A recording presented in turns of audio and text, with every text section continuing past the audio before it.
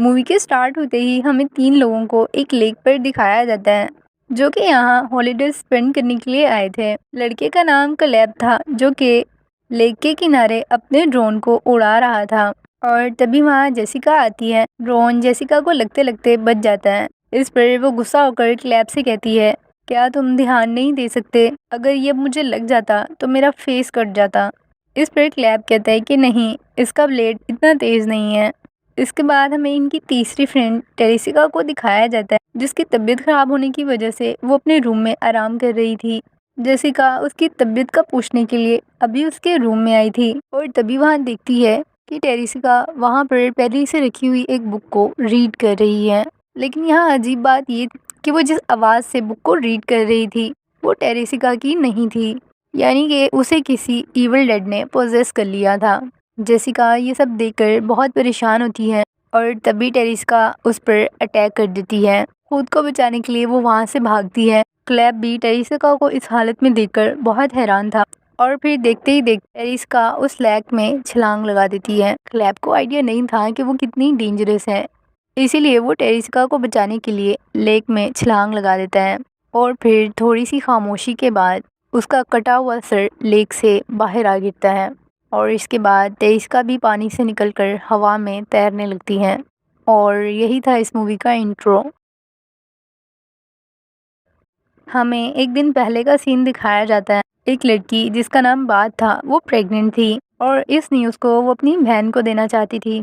उसकी बहन एली अपने 3 बच्चों के साथ एक पुरानी बिल्डिंग में रहती थी।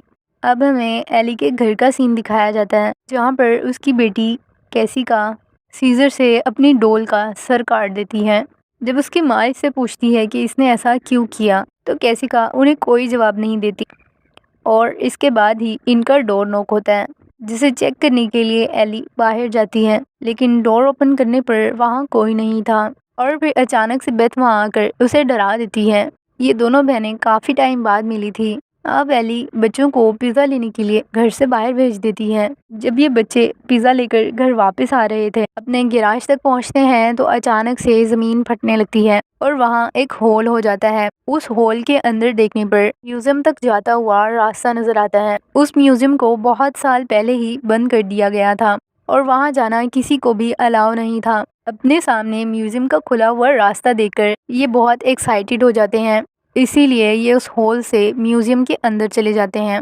वहाँ इन्हें बहुत से लटके हुए क्रॉस मिलते हैं। क्योंकि म्यूजियम में बहुत अंधेरा था इसलिए इन्हें वहाँ कुछ खास नज़र नहीं आ रहा था। तभी डैनी को वहाँ एक बुक मिलती है जो कि देखने में बहुत अजीब थी।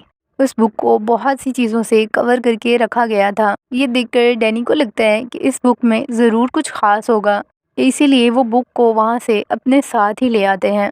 इन्हें गए हुए काफ़ी देर हो चुकी थी और इन्हें ढूंढते हुए गैराज तक आ जाती हैं और अपने बच्चों को वहाँ देखकर उसकी टेंशन थोड़ी कम होती है। अब ये लोग अपने घर वापस आ चुके थे।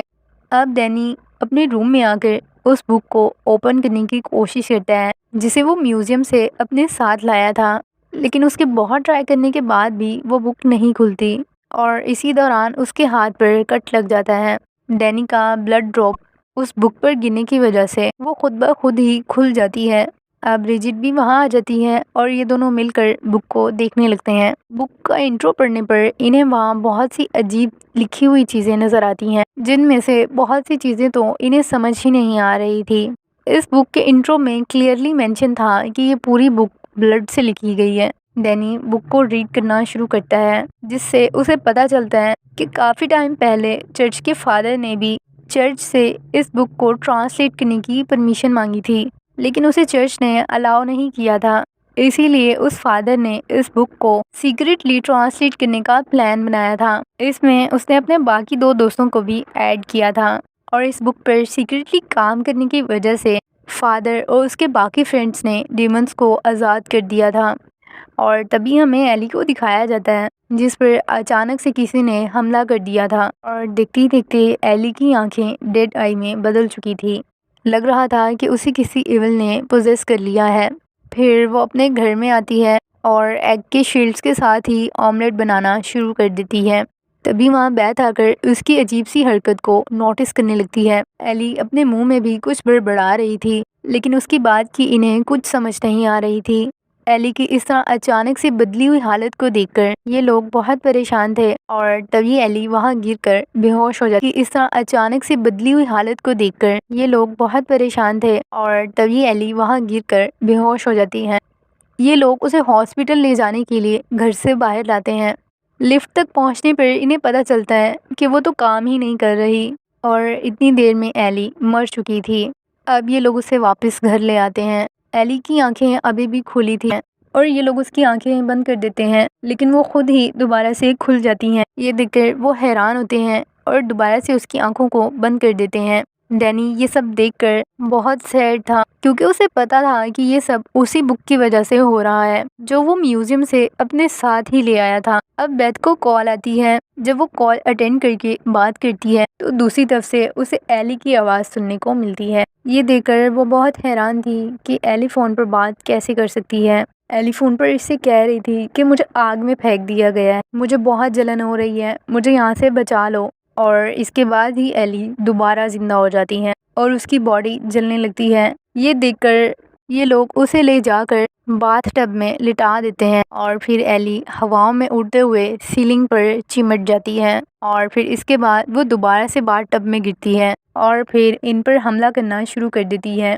एली कांच का पीस लेकर बेथ पर अटैक करती है। कांच का पीस बेथ के हाथ के आर पार कर देती है। रिजिड पर अटैक करके उसकी आंख फोड़ने ही वाली थी कि डैनी वहां आकर उसे बचा लेता है। अब एली गार्बिल पर अटैक करती है और उसे बाइट करके उसकी आंख ही बाहर निकाल लेती है। ये सीन देखने में बहुत ही क्रीपी था। अब बेथ खुद को बचाने के लिए रूम को लॉक कर देती है और एली स्कॉट के पास जाकर उसके दोनों बाजुओं को उखाड़ लेती है। दूसरी तरफ रिजिड और डैनी लड़ रहे थे कि डैनी को बुक को वहां नहीं लाना चाहिए था। उसकी लाई हुई उस बुक की वजह से ही ये सब हो रहा है और बेथ इन्हें लड़ने से रोकती है। इसके बाद ये तीनों मिलकर बुक को देखते हैं। रिजिड की फेस पे लगा हुआ कट बहुत बुरी तरह से जलने लगता है और देखते ही देखते उसके अंदर से जिंदा कीड़े निकलने लगते हैं। अब डैनी को याद आता है कि कैसी तो अपने रूम में ही थी। उसे बचाने के लिए डैनी कैसी के रूम तक आता है जहां उसे एली देखने को मिलती है जो कांच को चबा रही थी। डैनी को वहां देखकर एली उस पर अटैक कर देती है। खुद को बचाने के लिए डैनी लकड़ी की बड़ी सी स्टिक उसके आर पार कर देता है। इसी अटैक के साथ ही एली जमीन पर गिर जाती है। इन्हें लगता है कि शायद अब वो मर गई, लेकिन वो अभी भी जिंदा थी। अब डैनी उसे बड़े से कपड़े में लिपेट कर बेड पर बांध देता है ताकि अब अगर एली को होश भी आए तो वो इन पर अटैक ना कर सके। इसके बाद ये लोग दोबारा बुक को रीड करने के लिए जाते हैं ताकि किसी भी तरह से इन एविल्स को रोक सकें। और आगे बुक पढ़ने पर इन्हें पता चलता है कि वो फादर जिसने इस बुक की ट्रांसलेशन स्टार्ट की थी उसके दोनों फ्रेंड्स भी मारे गए थे। फादर ने वहाँ ये भी लिखा हुआ था कि एक दफ़ा ये बुक खुल जाने के बाद इसे कोई भी बंद नहीं कर सकता। फादर ने उसे रोकने के लिए बहुत से एक्सोरिज्म भी किए थे, लेकिन उनका भी इस ईवल पर कोई असर नहीं हुआ। फादर ने उसे मारने के लिए बहुत सी कोशिशें की, जैसे कि उसे जलाना या ज़मीन में दफन कर देना, लेकिन इस सब का भी उस ईवल पर कोई असर नहीं हुआ। आखिर में फादर को यही हल मिला कि इस ईवल के छोटे छोटे पीसेस कर दिए जाएं और फिर तभी वो ईवल यहाँ आकर इन पर अटैक कर देती है। वो डैनी पर अटैक करती है और उसके मुंह से निकलने वाले बहुत से खून से डैनी भर जाता है। डैनी खुद को बचाने के लिए उसे जलाने की कोशिश करता है, लेकिन इसका उस ईवल पर कोई असर नहीं होता और तभी हेड वहाँ आकर उसे स्क्रू से मारती है, लेकिन तब तक डैनी मर चुका था। अब बेथ को कैसी को वहाँ से लेकर इस बिल्डिंग से निकलना था, इसीलिए वो अब इस बिल्डिंग से निकलने के लिए भागते हैं, लेकिन वो ईवल भी इनके पीछे ही थी। उससे बचने के लिए ये लोग लिफ्ट में छुप जाते हैं और फिर वो लिफ्ट भी ब्लड से भरना शुरू हो जाती है और लिफ्ट की छत पर इन्हें वहाँ एक क्रिएचर नज़र आता है। उससे बचने के लिए ये लोग वहाँ से भागकर कार तक पहुँचते हैं, लेकिन उनकी गाड़ी भी उसी होल में स्टक हो जाती है जहाँ से म्यूजियम में जाने का रास्ता ओपन हुआ था। बहुत कोशिश करने के बावजूद भी इनकी गाड़ी वहाँ से नहीं निकलती। अब बात के पास टाइम बहुत कम था क्योंकि गैराज का दरवाज़ा बंद हो रहा था। बेथ तो उस दरवाजे से भागकर पार हो गई थी, लेकिन कैसिको को क्रिएचर ने अंदर ही खींच लिया था इससे पहले कि वो कैसिको को मार देती। बेथ चेंसो से उस इवल पर अटैक कर देती है। बेथ उस चेंसो से इवल की पूरी बॉडी को काट देती है। जैसे कि फादर ने बताया था कि पीसेस करने पर ही ये इवल मर सकती है, इस तरह से बेथ ने एवल को मार डाला था। अब ये दोनों तो वहाँ से बचकर निकल गए थे, लेकिन तभी हमें वहाँ उसी बिल्डिंग के 5th फ्लोर पर जेसिका को दिखाया जाता है, जिसे कुछ पता नहीं था कि उस बिल्डिंग में क्या हो रहा है। वो कॉल पर बात करते हुए जब गिराज से गुजरती है तो उसकी नज़र वहाँ गिरे हुए ब्लड पर पड़ती है, जिसे देखकर उसे अजीब तो लगा था, लेकिन इससे पहले कि वो कुछ समझ पाती, वो क्रिएचर जेसिका पर अटैक कर देता है और उसे भी पोजेस कर लेता है, और यहीं ये मूवी एंड हो जाती है। होप सो कि आपको इस स्टोरी में कुछ नया देखने को मिला होगा। और फिर इसी के साथ ही बाय बाय।